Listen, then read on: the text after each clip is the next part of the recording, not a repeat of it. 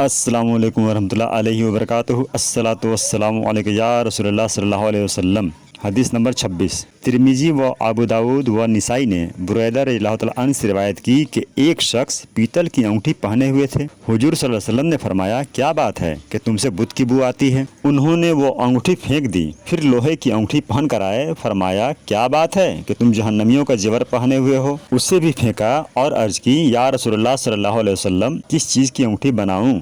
फरमाया, चांदी की बनाओ और एक मिसकाल पूरा न करो, यानी 4.5 माशा से कम की हो। तिरमिजी की रिवायत में है कि लोहे के बाद सोने की अंगूठी पहन कर आए। हुजूर सल्लल्लाहु अलैहि वसल्लम ने फरमाया कि क्या बात है कि तुमको जन्नतियों का जेवर पहने देखता हूँ, यानी सोना तो अहले जन्नत में पहनेंगे। अगर वीडियो पसंद आया हो तो लाइक और शेयर करें, और इसी तरह के मज़ीद वीडियो के लिए हमारे चैनल रजा इस्लामिक ऑफिशियल को सब्सक्राइब करें।